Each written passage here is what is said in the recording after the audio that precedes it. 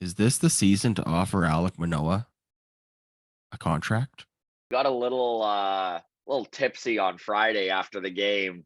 Buddy, I got a story for you. I almost shouldn't even tell this with the Oh Patreon listing man. because Okay. it doesn't Okay. it doesn't shine a good light on me. But Okay. I do want to just say that like I was very frustrated and the guy was just a complete dick. Anyways, we wind up at this bar after with a bunch of fellow Blue Jays fans, and he's like, if you guys don't leave right now, and we're literally just we're waiting to In the pay the middle of bill packing it, for yeah. he's like, if you guys don't leave right now, I'm calling the cops.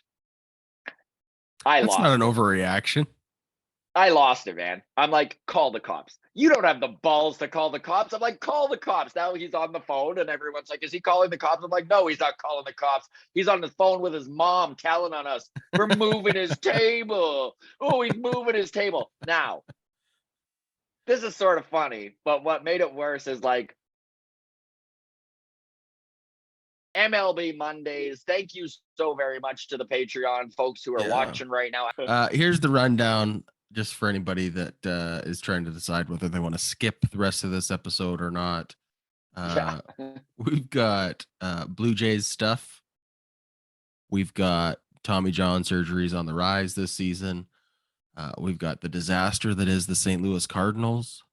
Wander Franco flipping balls mid play. We'll get into that. The Rays in general, how good they are. Shohei Ohtani joining Babe Ruth in new fashions every day. And Yes. then some cool Kevin Pillar stuff. Yeah. Big There we milestone go. for former Jay. So there we go. Dalton Varsho, another great series. What a week for Dalton. The guy he was slumping, man. His average had slipped below 200 as well. Not that batting average is the be all and end all stat. We all know that. But when you're slumping and you see your average below 200 on that scoreboard, man, that is just not a Mm-hmm. very pretty sight to see. Varsho going deep. He's showing some power, a couple dingers over this series, a couple of doubles, stolen base. I mean, the guy has been nails all week long. A little bit of Dalton Varsho news too. He just fired his agent and is now a member of the Boris Corporation Really? under that Scott Boris, another Scott Boris client, who Matt Chapman already is a Scott Boris client. Matt Chapman saying the right thing over the weekend, right? He was asked, hey, would you resign in Toronto? And he's like, I know both sides are working hard at it. That's not my focus right now. If a deal is going to be made, that's between the Blue Jays and my agent. I mean, what else do you expect him to say? Yeah. Everyone, how do you feel about Chapman and his chances? Everyone is so down about Scott Boris. Oh, the Blue Jays have a bad relationship with Scott Boris, but I don't think that's really true anymore. I don't think it ever was. No. No, we've been signing Boris clients lately. I don't think that's a factor. I think the only factor comes down to the money, and like the Blue Jays have the money to spend. We are going to spend. I don't have any doubts on that. I don't think that we're going to let Matt Chapman walk as an attempt to lower our payroll. No. It's just making room for more money for Bo and or Vlad and or Bo.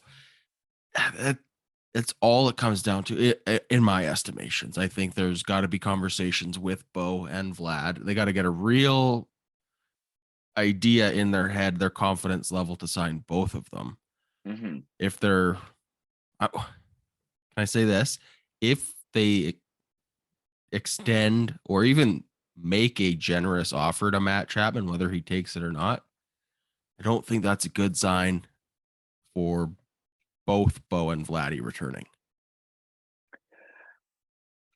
I would Yeah, say I it's an mean, indication that they're probably don't have $200-300 million contracts in their long term budget if they're making a big offer to Matt Chapman. Am I out to lunch there? Do you think we can do you think we can have Vladdy, Bo, and a $150-200 million contract for Matt Chapman at the same time?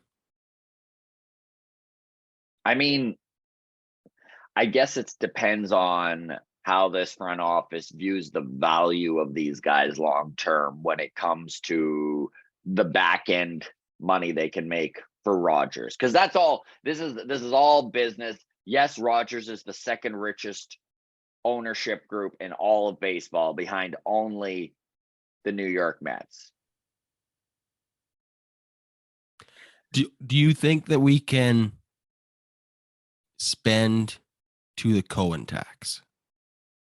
No, Okay. So even if we're a luxury tax team, we still have to put more pieces. Like we can't just have Bo, Vlad, and Chapman and then a bunch of scrubs, can we? no.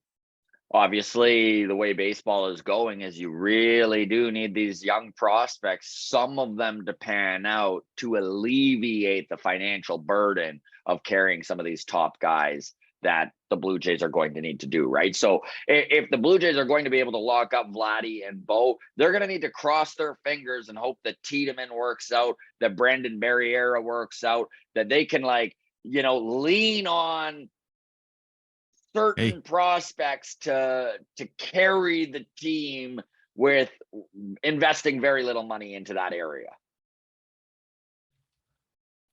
here's a question for you that maybe is something we evaluate in more depth on Friday, but is this the season to offer Alek Manoah a contract? Do you And do you do you offer him the think Spencer Strider? what's the Spencer Strider? What's the money on that?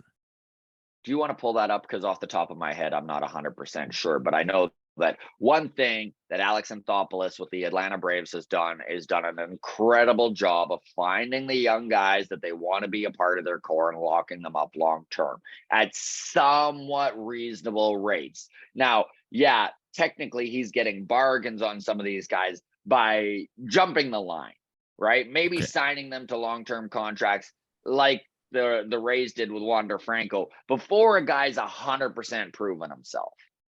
So Spencer Strider, it is 6 years, 75 million. 1 million this year, 1 million next year, and then 4 million, followed by 20, 22, and 22. Club And option basically as well. what that did for Atlanta is it bought his years of arbitration out and extended his free agency 2 years past what it would be. Now, this is Correct. advantageous to some of these young players because it still means that they are a free agent by about the age of 30. So locking up these arbitration years is guaranteeing them more money. Yes, it's extending the time until they can be a free agent, but they are being paid well, even if you see they back end or backload a lot of these deals, just like Adam said with Strider there, right? His last 2 years are his best paid years. And we've watched Major League Baseball shy away from signing 30-year-olds, but in the last year, that has not been the case. We just watched Trey Turner sign a 11-year deal. We've watched some of these 30-year-olds lock in long term, Xander Bogaerts. So maybe it is advantageous to lock up the arbitration years, get a couple extra years. Manoah's a free agent in 2028, so maybe you give him the Strider, you buy out his arbitration, you get him till 2030. And if he walks at that point, hopefully, again, your player development has found someone else to replace him and you can kind of rinse and repeat. I don't know, man. It's a real risk. It's a risk with Anthopoulos, as impressive of what he's doing is, right? Like, you don't know if some of these guys are going to be misses. Spencer Strider played half a year of baseball, as good and as talented as he is, and as incredible as that deal looks now with the season that he is putting together so far. There's risk. Sandy Alcantara is another one with the Marlins. He's got a 5-year, $56 million contract. This is a Cy Young caliber pitcher that they've got in Sandy Alcantara. I guess with Alek Manoah, do you think he would even be? why does this keep happening with Blue Jays players, Scott, where I feel like now is the time to give an offer to Alek Manoah. Like, hey, you're having a down season. We want to show you that we have faith in you in the long term. Here's a truckload of money. Mhm. But you also have an ERA around 5 right now. Yes. So we do want a little bit of a discount. And I just feel like Alek Manoah would be like, pound sand, give me my full value. There's Damn no, these Blue Jays and having all this confidence in themselves. It is infuriating, you know? Like even where are you at on Bo Bichette, Adam? Because the more I watch him, the more I'm like, he's probably my number one target to lock up long term on this team. yeah, I mean, well, as it stands I mean, right don't get me. now, I'm yeah, not. I'm not saying anything against Vlad. I want Vlad too. I'm just saying, like, man, if you asked me last year, there was no doubt Vladdy was my top guy. I was like, I need Vladdy before anyone else. And as the year has gone on here, I'm like, geez, I don't know. Like, Bo Bichette is a special player. yeah. I mean, if we could only afford one, oh man. I mean, Do do you you want to take do who you want to says pre? yes? Obviously, I think. Like, Yeah, I guess so. A premium shortstop versus a premium first baseman, I think, is where my math comes into it. I know there are yeah, people who would argue, well, he's not a premium shortstop, maybe a premium second baseman, but yeah. yeah, I don't know. I don't think Bo Bichette is bad at shortstop. No, me neither. I think he's going to be a lovely average shortstop defensively. And those are hard to find. Like, Yes. again, I get exhausted by everybody that's like, oh, we just bring Addison Barger up and he could play shortstop for us. So that makes me want to puke in my mouth. No offense to Addison Barger. All right. Hope you enjoyed this little sample from our MLB Mondays show on the Patreon exclusive every single Monday. If you're interested in the rest of this episode, patreon.com/the walk-off podcast. $4 a month gets you in there. Today, we covered the Blue Jays stuff. We went on for a few more minutes about the Blue Jays and some contract talks there.